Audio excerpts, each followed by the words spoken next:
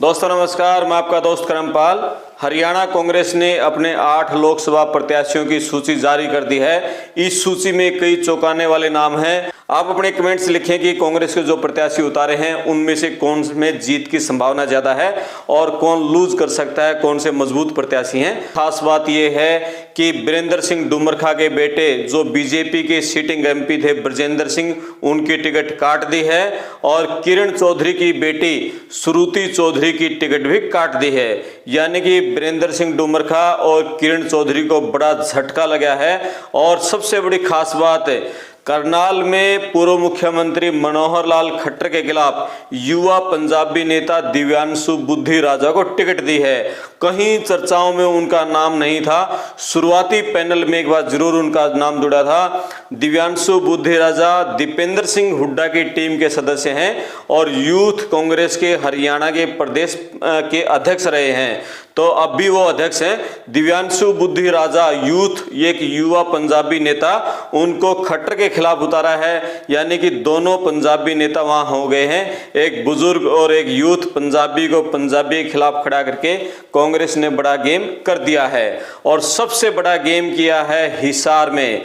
हिसार में देवीलाल की 3 पीढ़ियां हैं और 3 वारिस उनके, रणजीत सिंह चौटाला बीजेपी से, सुनैना चौटाला इनेलो से और जेजेपी से नैना चौटाला, अजय चौटाला की धर्मपत्नी दुष्यंत चौटाला की मां, वो चुनाव लड़ रही हैं। इन तीनों का मुकाबला करेंगे जयप्रकाश जेपी, तेज तर्रार नेता। वो आज भी खुद को युवा कहते हैं, तेज तर्रार कहते हैं। उनका जो चुनाव लड़ने का स्टाइल है वही उनको युवा बना देता है, यही उनके समर्थकों में उनकी खास बात है। चुनाव लड़ने का योद्धा की तरह चुनाव लड़े, इसी कारण वो टिकट लेकर आए हैं। और सबसे बड़ी बात उनको टिकट देना ये है कि वो हर बुरे समय में कांग्रेस के काम आते हैं। आदमपुर में जब पूरी सरकार एक तरफ थी तब भी उन्होंने भव्य बिश्नोई का मुकाबला किया था और टिकट लेने को तैयार हो गए थे।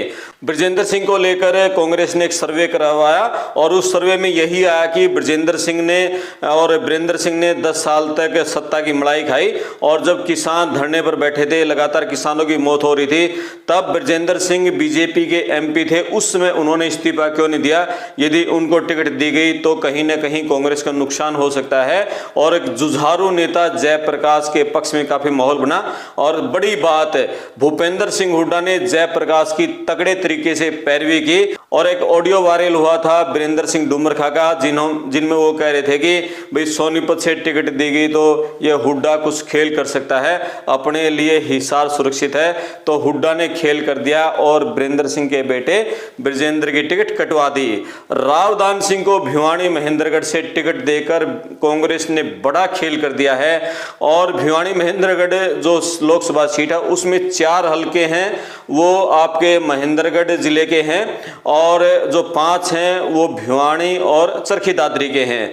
तो अब देखना यह है कि रावदान सिंह किस तरह का वहां काम करते हैं। यादव बेल्ट जो है, जो 4 हलके हैं उनमें से रावदान सिंह कितनी मजबूती से चुनाव लड़ते हैं, कितना वहां से लीड लेकर निकलते हैं, यही उनकी जीत पर निर्भर होगा। और एक दिन पहले अजय यादव ने राज बब्बर के खिलाफ जो मोर्चा खोला था कि एक पुरानी सेलिब्रिटी को क्यों टिकट दिया जाए, तो ऐसे में गुरुग्राम की सीट होल्ड कर दी है, वहां राज बब्बर की घोषणा नहीं हुई है। अब देखना है कि कांग्रेस वहां किसको टिकट देती है। और सबसे बड़ी बात, जो आपका फरीदाबाद था, वहां से 2 गुजर नेता आमने सामने होंगे। कृष्णपाल गुजर के सामने महेंद्र प्रताप गुजर, पूर्व मंत्री, बड़े नेता कांग्रेस के रहे, उनको टिकट दिया गया है। मुकाबला बड़ा रोचक वहां हो गया है और पहले से लग रहा था कि महेंद्र प्रताप को टिकट दी जा रही है, क्योंकि वो 3-4 दिन पहले मध्य प्रदेश में अपने एक आध्यात्मिक गुरु के पास आशीर्वाद लेने के लिए भी गए थे। और सिरसा से कुमारी शैलजा का नाम पहले फाइनल था और वरुण मुलाना अंबाड़ा से वो उनका नाम भी घोषित हो गया है। दीपेंद्र सिंह हुड्डा रोहतक से चुनाव लड़ेंगे, राज्यसभा की सीट छोड़ेंगे।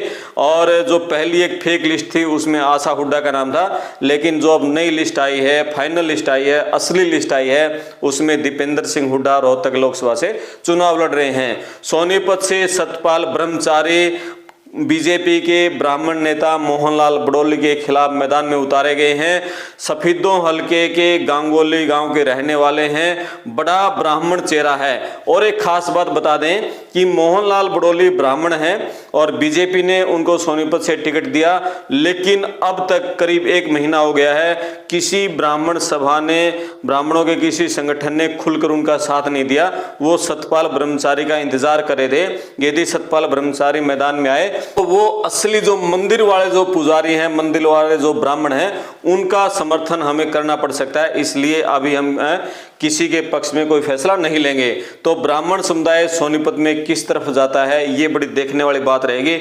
यानी कि मुकाबला बड़ा रोचक बना दिया है कांग्रेस ने। गुर्जर के खिलाफ गुर्जर फरीदाबाद में, करनाल में पंजाबी के खिलाफ पंजाबी, और 2 बड़े चेहरे कुमारी शैलजा, वरुण मुलाना को अम्बाड़ा, कुमारी शैलजा को सिरसा में उतार दिया है। और सबकी नजरें रहेंगी, वो रहेंगी इस बार हिसार पर।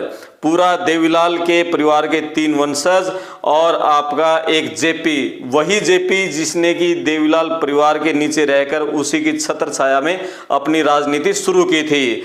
और देवीलाल की जो एक ब्रिगेड थी, यूथ ब्रिगेड, उसके वो अध्यक्ष रहे थे। चंद्रशेखर के चुनाव में बड़ा उन्होंने अहम रोल निभाया था और उन्हीं के कहने पर उनको टिकट दी गई थी। केंद्र में वो मंत्री भी बने थे पहली बार। तो अब देखते हैं कि जयप्रकाश देवीलाल के जो 3 परिवार के सदस्य हैं, कैसा उनका मुकाबला कर पाते हैं। और किरण चौधरी क्या अब रावदान सिंह का साथ देंगी या खुलेआम उनके खिलाफ बगावत करेंगी, या कांग्रेस में रहकर ही वो साइलेंट रहेंगी, क्या वो कोई नया कदम उठा सकती हैं, ये भी बड़े देखने वाली बात रहेगी। हालांकि उनके पास कोई ज़्यादा रास्ते नहीं हैं। यदि यहाँ ऊक चूक उन्होंने की तो उनके लिए अगले विधानसभा चुनाव में भी मुसीबत हो सकती है। यानी कि अभी जो ये पूरा जो चुनाव है, इसमें सभी नेताओं को बड़ा सोच समझकर अपनी राजनीति करनी होगी। यहाँ किसी ने भी ऊक चूक की तो आगे विधानसभा चुनाव बड़ा नजदीक है, वहां पार्टी भी बड़ा फैसला ले सकती है और खुद प्रत्याशियों के भी नुकसान हो सकता है। अब आपको पड़ताल टीवी पर पूरे हरियाणा के सभी 10 लोकसभा क्षेत्रों की ग्राउंड रिपोर्ट देखने को मिलेगी। आपका क्या विचार है जो कांग्रेस के प्रत्याशी उतारे हैं, कौन कितना भारी है, कौन इसमें जीता हुआ है, आप अपने कमेंट्स जरूर लिखें।